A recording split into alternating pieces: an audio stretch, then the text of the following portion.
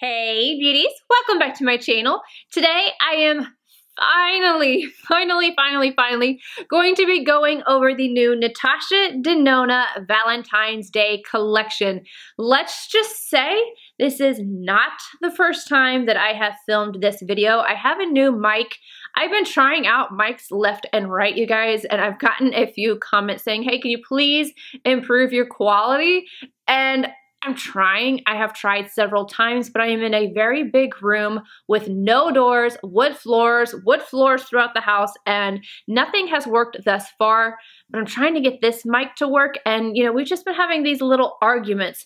But nonetheless, we are here today again. I have 4 different eye looks for you guys. I have a demonstration of the new beautiful cheek palette. And let's just get into this. I'm gonna do all of the eye looks at the end and everything else at the beginning. So starting off with the NATASHA DENONA Love Palette. As you can see, we have this beautiful plastic packaging. On the back, you have the pinpoints, and this is where you can pop out the shadows if you want to. Me personally, I can't do that. I have to have all of my shades in a palette all together the same. They just have to be the same. I don't know, it's me and my little OCD-ness. On the inside, this is what it looks like. This just screams Valentine's Day if you ask me. These colors are absolutely beautiful. It's the same size as the recent Sunset palette, which is this palette right here. That's why it's the $65 instead of the $129. I have conflicting information as to whether or not this is limited edition. Okay, so I'm gonna put a little screen recording on the screen right now. There is a video on NATASHA DENONA's Instagram that says limited edition, but it's including the palette, it's including the cheek palette, as well as her glosses. On the website, it says that the glosses are limited edition, so I don't know if she's just putting that in there because the glosses are limited edition, or if these are gonna be limited edition as well. Honestly, I don't know, so don't ask me. I have absolutely no idea what is going on with that. All I can tell you is this is what the palette looks like. I'm going to show you guys the swatches, and I'm going to talk about the formula. For the formula, we have the beautiful mattes in here that are just absolutely effortless to blend, and they are so pigmented. You also have the metallics, you have the chroma crystals, as well as these creamy mattes that were in the Metropolis palette. And as far as I know, they are the same formula that is in the Metropolis palette. The Metropolis palette is my favorite NATASHA DENONA palette of all time. I personally really enjoy that formula. She has done it in the past and I didn't like it, but in that palette, I really liked it. There's only 2 in here though, so if you're like, oh, I hate those, don't worry, it's not filled with those shades. It's this one right here, as well as the lighter purple right here. Now I'm gonna go ahead and show you guys the swatches. For the first row, we have First, Lifetime, Heartbeat, Transparent, and Trust. Then we have Heart, Giving, Pure Love, Commitment, and Blind. Last row, Soul, Passion, Intense, Valentine, and Dream. Then we have the gorgeous packaging for the Love Glow Cheek Palette. I love this. It's like a snow globe inside of packaging. It's just so pretty. The first time I remember seeing packaging like this was with the Ciate London Glitter Storm palette, which I love, mind you.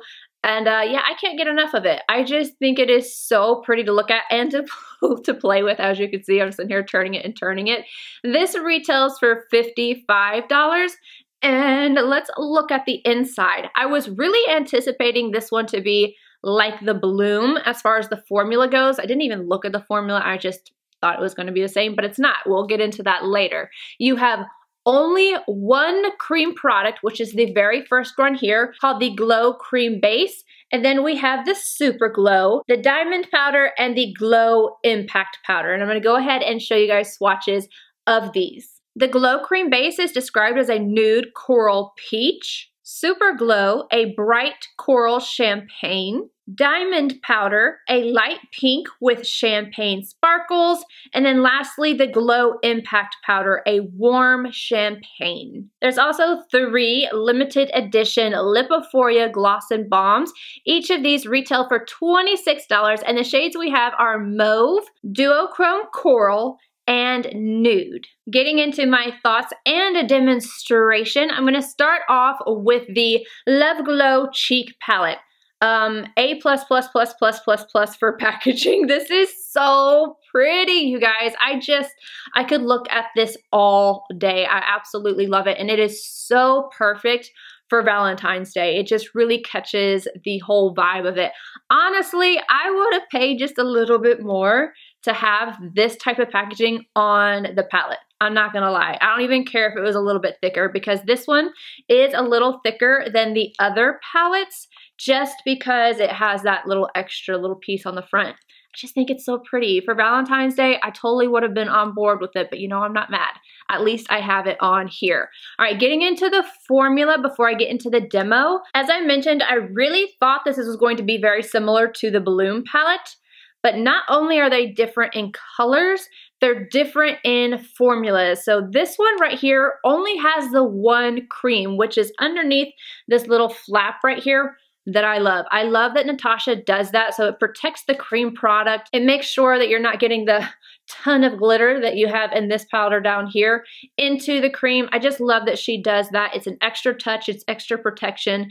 And normally I don't love cream products in palettes, but when they're covered up like this, I really don't mind. So getting into the differences, the first thing is these two shades right here. This is a glow cream base, and then this one right here is a super glow. In the Bloom palette, we have that little flap as well, but both of these are cream products. The first one is a glow cream base, so that is supposed to be underneath your highlight. It's supposed to make everything really impactful. It gives something for the highlight to stick to, and it's beautiful. But the second thing is a blush. It's a cream blush. And I really like this formula. I love that it's a cream to powder type of formula. I would have liked to see that in the new palette, but honestly, how it performed on my skin, I'm not mad at it. So there's definitely the differences there. And then at the bottom, we have a Glow Extreme instead of the Diamond Powder, which the Diamond Powder has a ton of glitter in it. Buyer beware. And then you have a Dual Glow instead of the Glow Impact Powder. So this is not as similar as you would expect it to be. The Love Glow Cheek Palette is actually more similar to the Tan Palette. The two top shades in here are the same type of formula that is in the new one. Again, we got the little flap, so you have the glow cream base and then the super glow. And as you can see, these are definitely more on the tan side. This is a bronzing and blush palette. This one right here, this shade, the bronzer and blush, I used it whenever I used it as a bronzer and blush. Because of that slightly pink undertone, it works really well for that. This gives you that J-Lo glow. This powder right here is the same formula that is in the new one as well. So you got three of the same formula, but different shades. So it's closest to formula as this palette right here. I do want to go ahead and swatch side by side the Glow Impact Powder. This one is the tan, and I feel like this is much more golden than the one that is in the new one. This Glow Impact Powder definitely is a little bit more pinky champagne, where this one's more gold. For the demo, I pretty much stuck to what Natasha did in one of her videos because I felt like that was the easiest way to go about it, so I knew how to use it and I didn't want to play around with it too much.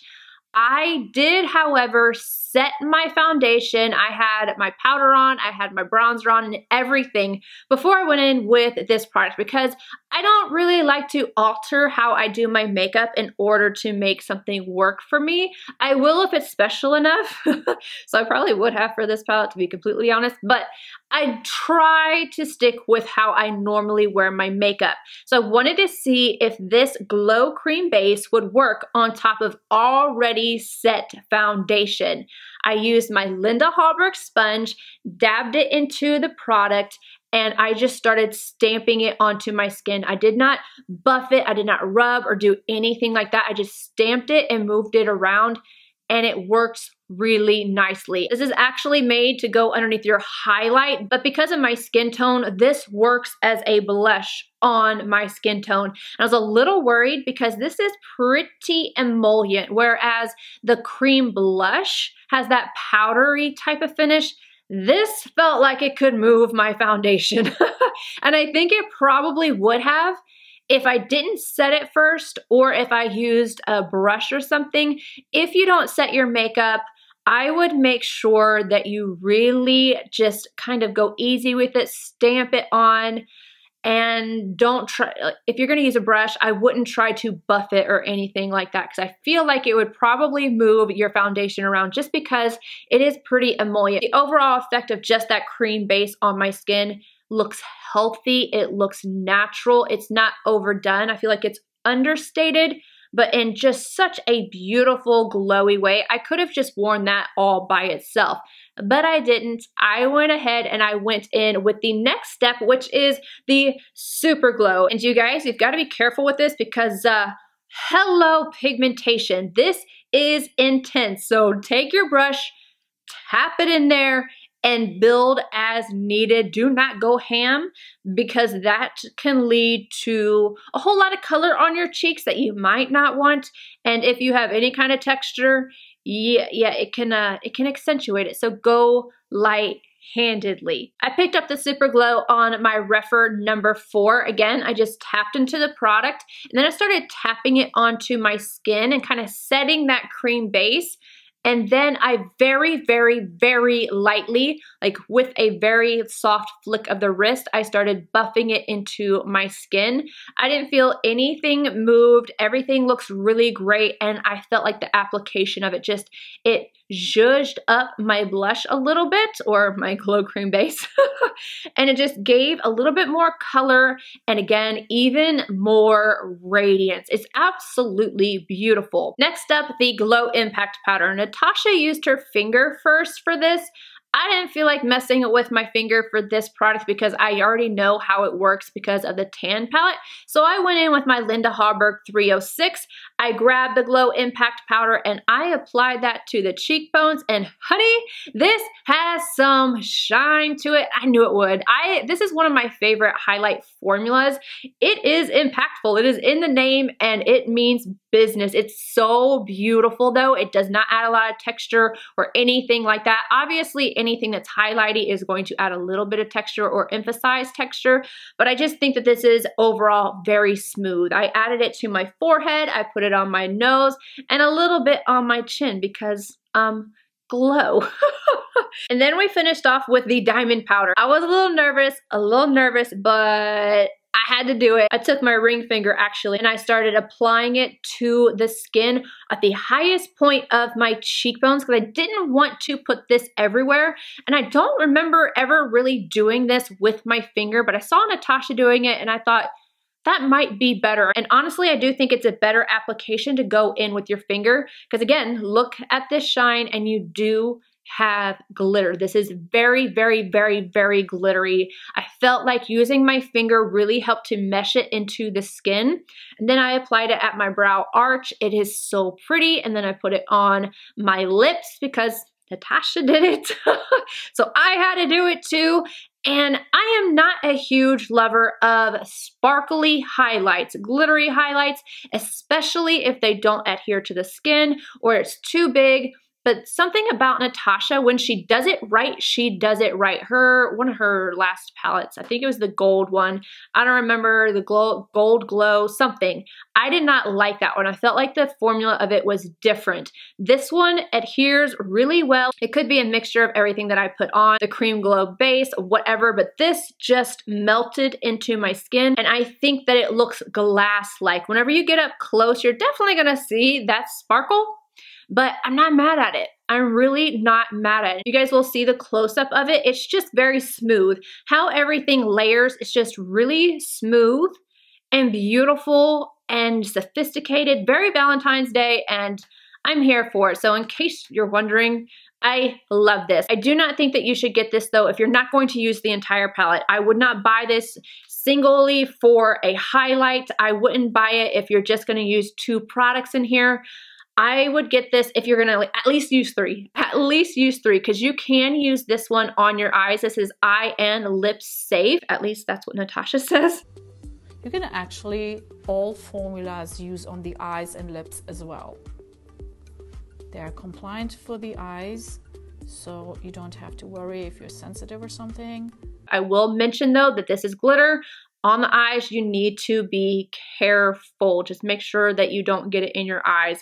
That's a personal preference type of deal. But yeah, I think this is stunning. Getting into the eyeshadow palette. I know this is what you guys want to hear about the most.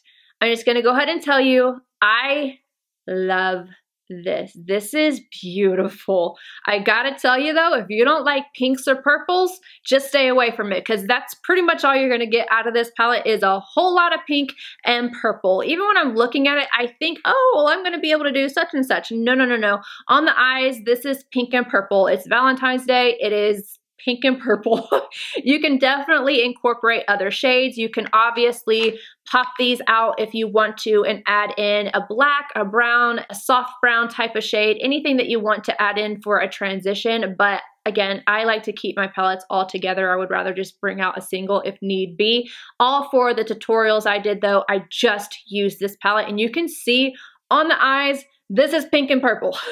All right, let's get into the formulas. The mattes performed absolutely beautifully. I had no issues with any of them, with the exception of Trust, this shade right here.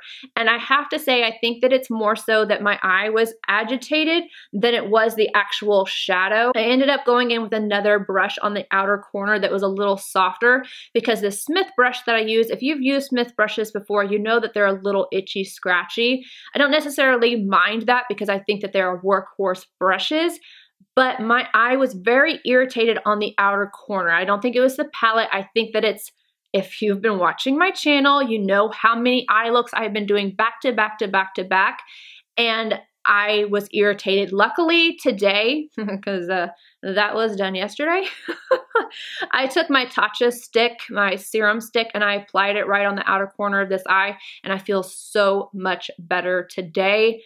Thank goodness. So I don't think that this is a bad shade. I think it was just my very outer corner right here, because it did work. It worked well in the inner corner. It worked well in the crease. It was just right down here that I was having a little bit of issue with it. I played with it again this morning before I did this look right here again, and I didn't have any issues. So I really think that it was just the fact that my eye was irritated, but I want to bring that up just in case. The metallics are stunning, especially Blind. Holy bejeebies. I know I've been saying that. I don't know why I'm saying holy bejeebies all of a sudden, but I guess it's my new word. Look at this. Just look at this. Absolutely stunning. Then I swatched these two right here, which I think are the Chroma Crystal shades. I could be wrong. Anywho, they're a little different. These two are a little different. These two are a little bit more of like that topper shade. This is what they look like swatched, so it's not impressive, but when you go on top of your eye base, and note that I do not set my eyeshadow. I do not set my eye base. I never do that. My primer, I don't like to set it so that I have something for it to really grip onto, and for things like metallics or chroma crystal shades, anything like that, to really hold on to. And I feel like they applied on the lid much better. Even this shade right here, this one worked better when I applied it over top of these creamy mattes. That was one of my favorite looks, was the two creamy mattes with this shade and the silver shade. Oh, it was so, so stunning. But I do have to say that these are a little bit more sheer. So either use them as a topper, you can use them with your finger, you can put them over the end of a look, say you do an entire look and then just put that right over top, or you can use something like a spray, like MAC Fix Plus, or a glitter adhesive, or a glitter glue, and you shouldn't have any issues out of them. Personally, I think that they are really beautiful. And also note, these got in my eye a little bit. It didn't cause any irritation, but I think that this, it's not something that I really thought about before, but now ever since the ColourPop thing where everybody really got mad about the singles with the glitters, and then a lot of palettes have been coming out with glitters that are not really considered to be eye safe, but a little bit more weary of it. So just be careful when you're using something like this. I feel like every palette that contains any type of glitter, whether it's microfine or larger, should just have some kind of warning there. So I'm warning you, just be careful. I did get those in my eyes. All right, and then I want to talk about the creamy matte shades. I personally love these.